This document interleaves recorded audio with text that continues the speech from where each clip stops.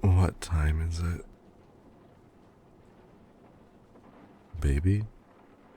Are you awake? You're rolling around a lot. Are you okay?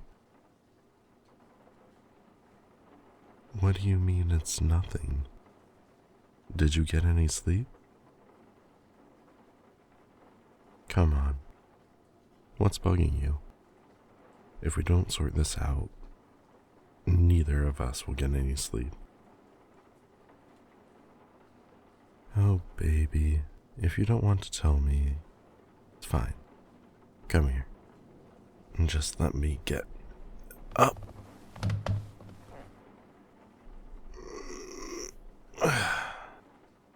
Come here. Best spot in the house. No buts. I don't want to hear it. There. Isn't that comfortable? I'm glad you like it. It's not every day we stay up late like this together. Let's just enjoy ourselves. It's okay, love. You don't have to talk to me if you don't want to. But if you want to, then I'm all ears. Whenever you're ready, you can just drift off to sleep. Just listen to me. Close your eyes. Breathe in. Breathe out. Breathe in. Breathe out. Pace yourself. There's no rush. Just lay there and listen to my story. Once upon a time, there was this person. They believed themselves to be normal. Nothing special compared to those around them. This person longed for someone else, just like any person would, filled with love and adoration for this other person.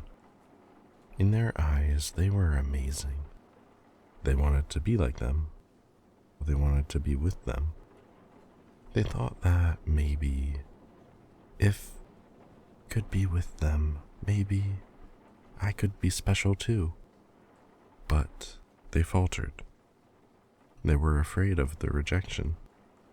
They thought that there was no possible way they could be with them. Compared to that person, they're nothing special. They ran into their room and cried out at the top of their lungs, I want to stand on the same stage as them. I want to be worthy of their love. And they cried themselves to sleep that night. And then they found themselves in a hallway. Everything from the walls to the floor were completely white.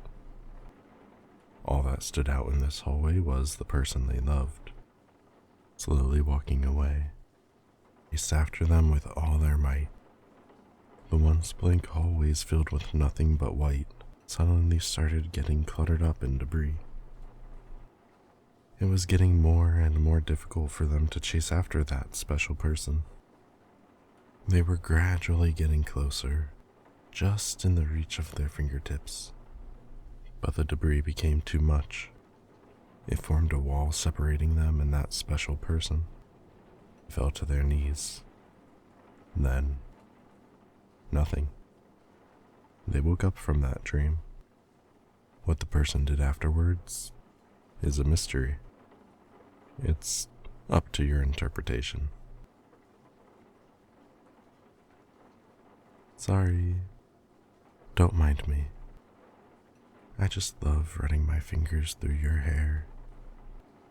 It makes me happy knowing that you're within my grasp. Here with you, it's like a dream. What was my interpretation of the ending? Well, I guess a lot of people would think that's a dead end. Going after that special person would be useless, but I don't think I can accept giving up. I'd break down those walls with my two hands. I'm nothing special either. No one is. just the amount of effort that we put in that makes us special.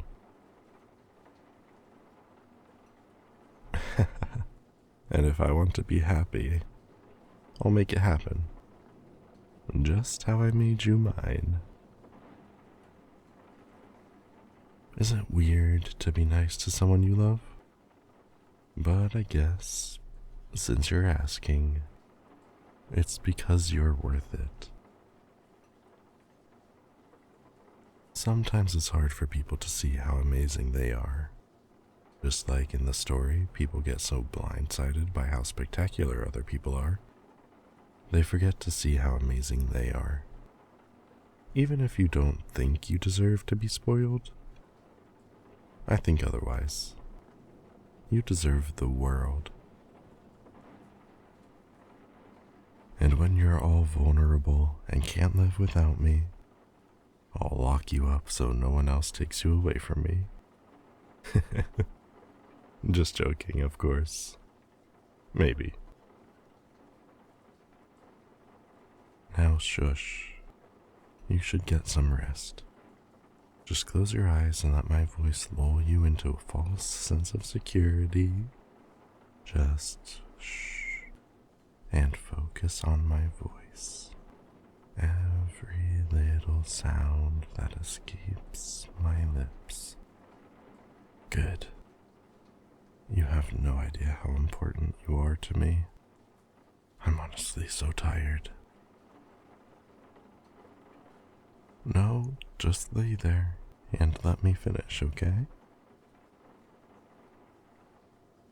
We all have our own set of problems, love. But despite that, I will always have time for you, no matter how busy or tired I am. I'll make an effort to make time for you because to me, you are that special person. It's okay if you don't want to tell me what's wrong or what's bugging you at night. I can wait. It's just how life is. There's ups and downs, but it'll blow over eventually. Whatever you're going through right now and whatever you're feeling is justified.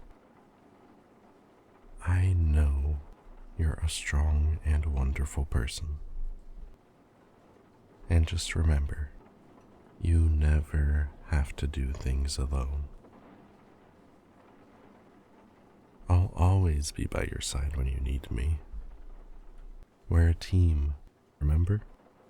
No matter what obstacle faces your way, we'll persevere together. See how far you've come.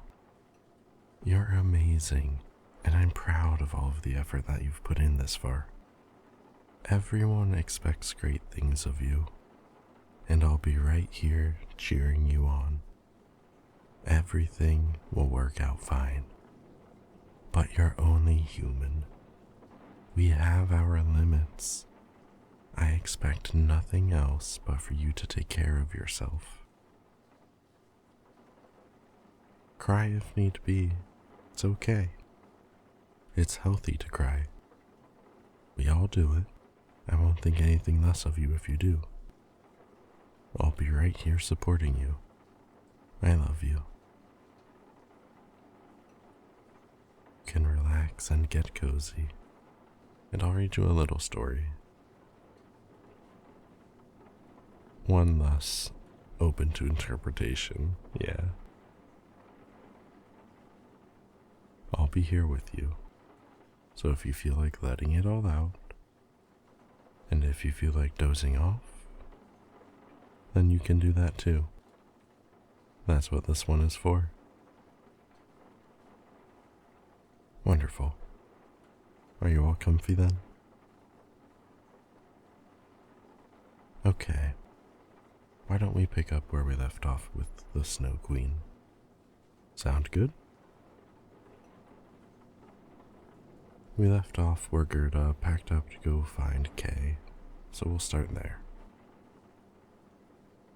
The morning was cold to the very marrow. No bridge to help a traveler past it, Strong were its currents that ice was incapable of hardening it. "Will you take my red shoes?" little Gerda said. The river thought them pretty little trinkets, like earrings, covered up and swiftly swallowed them. But now, into one bank was a little boat, just the size of Gerda. Barefooted, stood in its wobbling hole, and it carried her along the length of the river, days, for miles, every moment further and further from home. The river eventually dribbled to a creek and succumbed to ice, depositing her by a walled garden. Gerda stood and stretched her legs that let herself into the icy gate, made sticky by its being frozen. A fascinating old woman stood by a persimmon tree, heavy with bright fruit against the stunned stretch of snow. She gave Gerda cherries. "But your hair!" cried, clapping her hands. For the wild wind of the river travel had knotted it all about her head. The crone insisted that Gerda sit inside her home while she find a comb. Found a little horn one carved with pixies and feasts, combed Gerda's hair for so long that the girl soon forgot Kay, her family, or anything about herself, and her hair now a river of sleek, shining gold that fell to her waist. Gerda wandered the garden and untangled balls of wool, generally made herself useful to the old woman, while the woman fed her with fairy cakes that urged further forgetfulness. Yet one day, as she gazed at the buds just beginning to break through the ice, it seemed they murmured. Leaning down, she heard them talk of Kay, and she remembered him all over again. She realized then that she had been enchanted. She escaped from the old woman's garden and ran back to the river, trailing its crease until it plunged into deep forest.